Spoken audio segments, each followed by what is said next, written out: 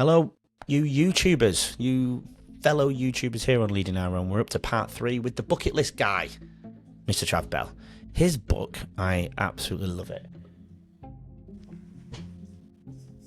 I'm just going to get out. He's the author of the bucket list, my bucket list blueprint. Fantastic. I read it before I interviewed him. He's a great guy. But today's episode centers around a life-changing moment at the Reach Foundation that transformed his mission forever. I think we all have them at some point, right? But this is one of his. Get ready for a powerful story about how one experience can spark a movement. Here's Trav, part 3, Leading Our Own Way. But you're making everybody feel safe, aren't you, when you do that? Yeah, and you got to decrease that. And there's some speakers, as you know, there's some people who come out and literally think they are Superman. But if you go, you know what, then that's why I say I'm the world's. People go, oh, the world's bucket, world's number one bucket. Yeah, but I called myself that. Yeah. And then like, oh, he's cool. He's having a crack at himself. And sometimes I let it run, especially in America. Oh my God, the world's number one. Yep. I won the title. Yeah.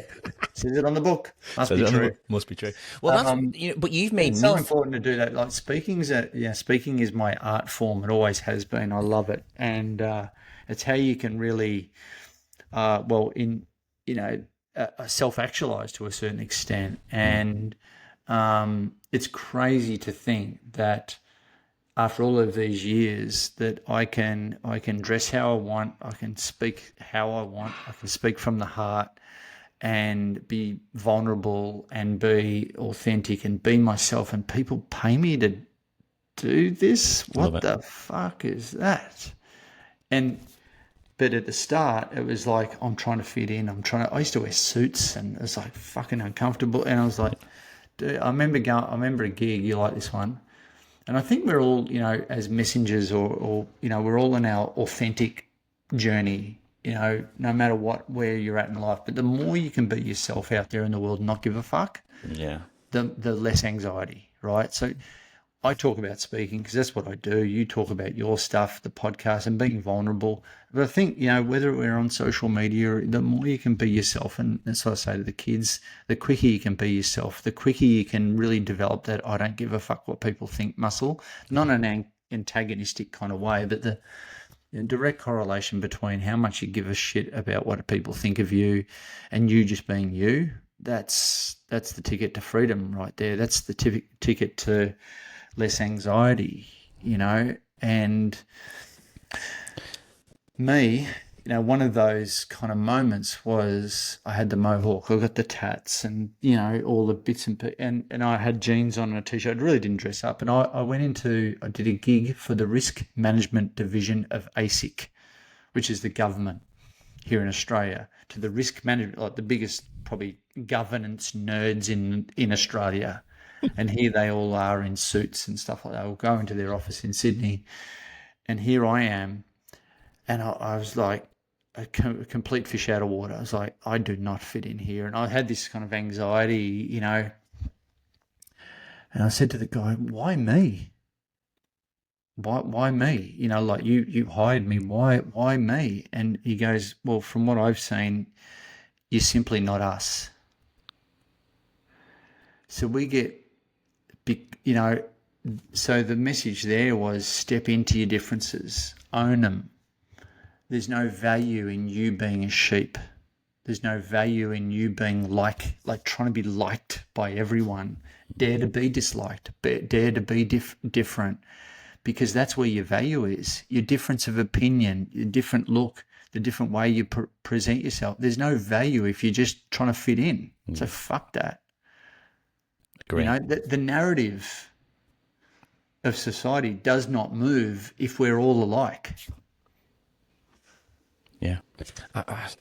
When I was in the teaching game, I completely used to say the exact same thing. I used to say to my parents, like, when I become principal, I want all my teachers to come to school dressed what represents their personality, because the art of connection is being yourself, the energy between two people.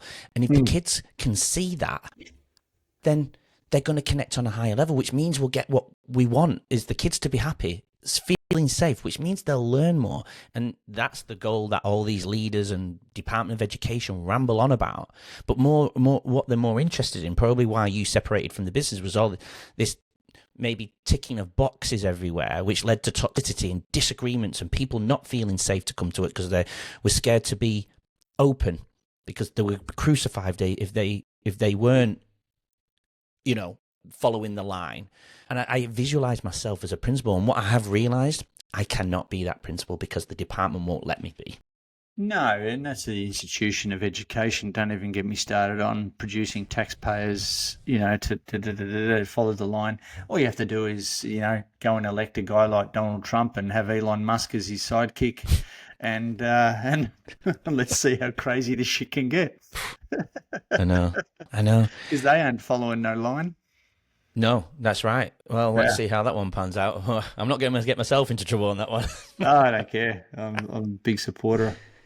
Yeah, and I think with watching your talks, I always, again, getting into this game, I watched a lot of TED Talks. I've had a lot of people on, and when I watched yours, it made me go, actually, it's not that I feel like I'm a good talker like you, by the way. That's not what I'm referring to. But the fact that you're on stage, appearing how you appear, I've always visualized myself wearing. I love my checkered shirts, looking like I'm a farmer, I suppose. I love my checkered shirts. It's in my front cover, and everything I wear is I'm wearing checkered. Bad for camera. That's why I don't wear it today. Mm-hmm. Yeah. That's what the person who's in charge. Yeah, she said, "Don't wear a checkered shirt." That I was like, I just want to be me, though. She went, "Well, you can, but it's not going to look good on camera." So that's where I wear all black. But for the front cover, I'm wearing checkered shirts, and when I'm doing social media, I'm out being me. So I don't know if I'm breaking the rules there, but I stick to it. And I visualize myself being on wearing a checkered shirt on stage. Whether they'll probably turn around to me and say, "No, you can't do that," but the point of the message is you being you on stage allowed me to feel safe in doing that, right? Yeah, and the interesting thing, and I did it at TEDx Melbourne here in front of 2,500 people, so it wasn't at one of these uni kind of, university things with 10 people in the audience and, hey, I've done a TED Talk. It was like legit the biggest one in the country. Yeah, and and I run around like an idiot when I'm on stage normally, but I was told, there we go. Oh, look at that. I was told to be on that red dot. Yeah. Because they had 4 cameras on me, and I was like a caged monkey, mate. I was going insane.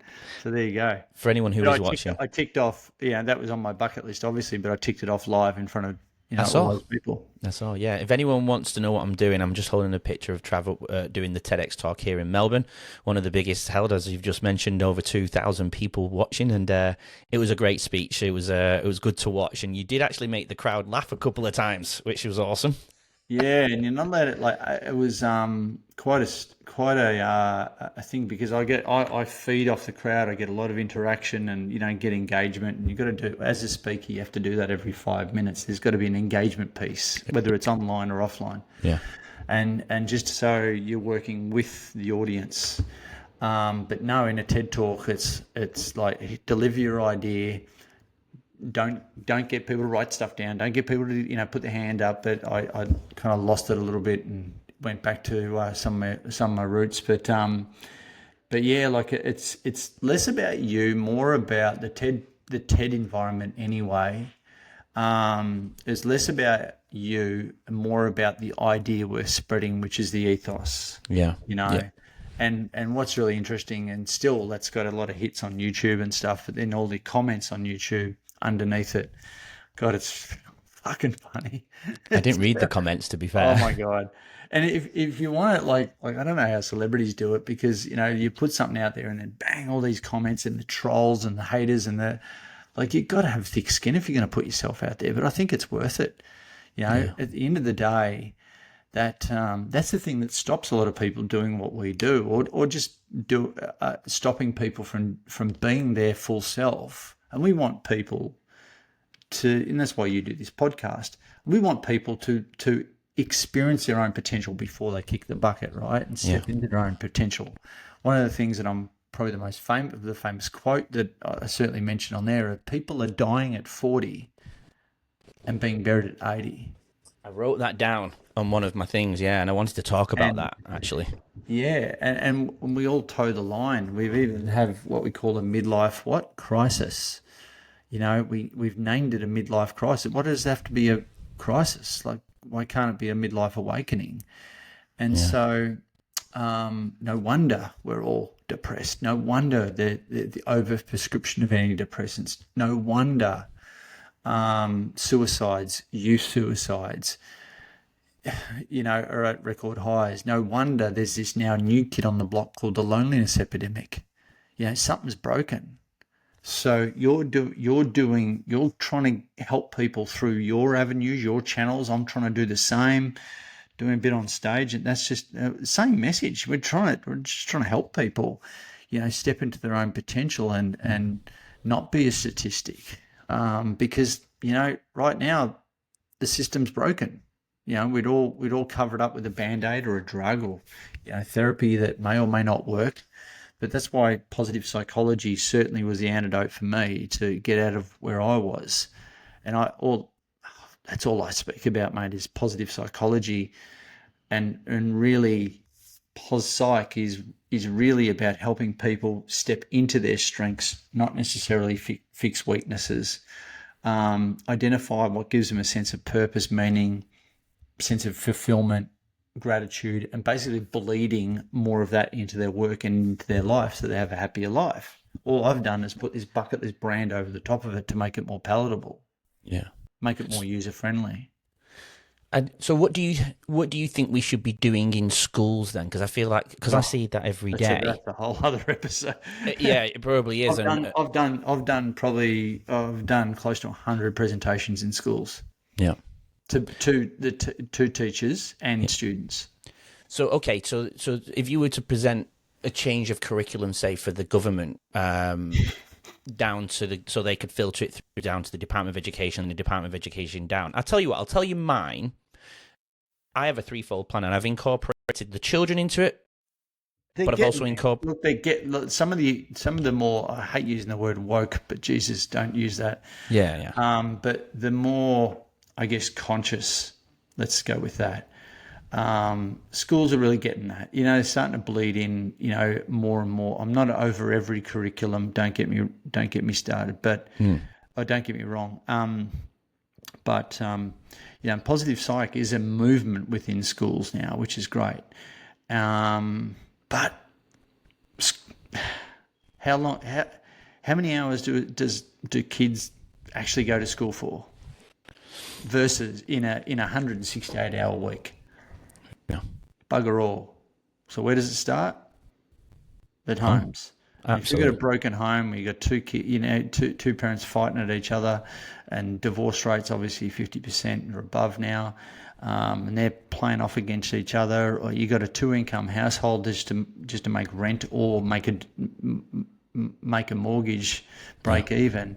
So kids, we're kids don't get kids spell love Time.